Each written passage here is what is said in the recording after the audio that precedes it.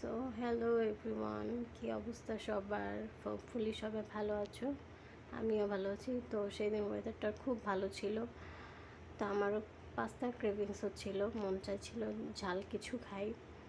তো এখানে হচ্ছে কি আমি পেঁয়াজ মরিচটা ভেজে নিয়েছিলাম, আর হচ্ছে পাস্তাটা হচ্ছে আগে থেকে সেদ্ধ করা ছিল। দেন হচ্ছে এখানে মুরগির ব্রেস্ট পিসটা হচ্ছে কেটে রেখেছিলাম। সো ফার্স্টে হচ্ছে কি আমি মুরগির যে ব্রেস্ট পিসগুলো সেগুলো হচ্ছে গিয়ে সুন্দর করে ভেজে নিব।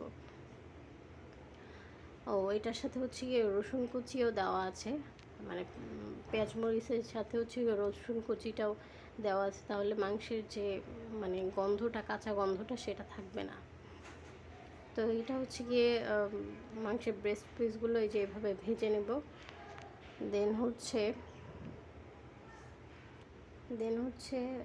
স্বাদ মতো লবণ ইউজ করব। তো তোমরা মানে যারা যেরকম লবণ খাও স্বাদ মতো লবণ দিয়ে নিবে। তারপর হচ্ছে গিয়ে তোমার কিছুটা সয়া সস দিয়ে নিব। সয়া সস অ্যাকচুয়ালি মাংসের বা পাস্তার স্বাদ অনেক বেশি, মানে দিলে অনেক বেশি বেড়ে যায়। আমি পার্সোনালি অনেক বেশি পছন্দ করি পাস্তা বা নুডলসের মধ্যে এটা দিয়ে খেতে। তো তারপর হচ্ছে গিয়ে যে এরকম ডিমটা ফেটিয়ে নিব। ডিমটা ফেটিয়ে নেওয়ার পরে হচ্ছে গিয়ে মুরগি ভাজার এক পাশে দিয়ে নিব। তারপর খুব সুন্দর করে আস্তে আস্তে ডিমটা এভাবে ভেজে নিব, মানে ভাজা মুরগির সাথে। দেন হচ্ছে গিয়ে গাজর কুচি করা ছিল, মানে গাজরটা কালারের জন্য অনেক বেশি প্রেফার করে, তো আমি গাজর ইউজ করি। মানে গাজর ইউজ করলে পাস্তার কালারটাই অনেক বেশি সুন্দর লাগে। তারপর হচ্ছে কিছুটা সস দিয়ে নিব।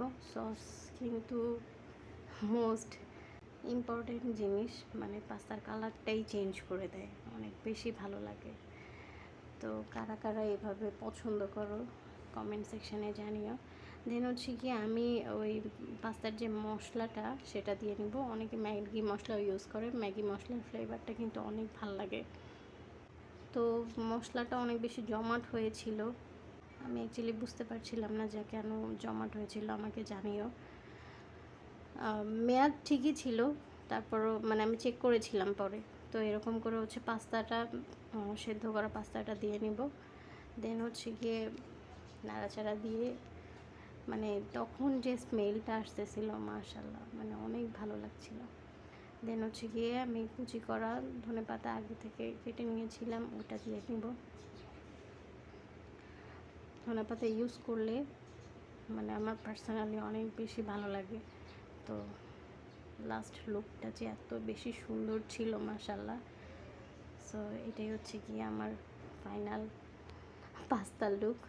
সো তোমরা কারা কারা এইভাবে পছন্দ করো জানিও। ওই দিন পাস্তাটা অনেক বেশি মজা হয়েছিল, মানে আমার হাজব্যান্ড এটা অনেক বেশি পছন্দ করেছে।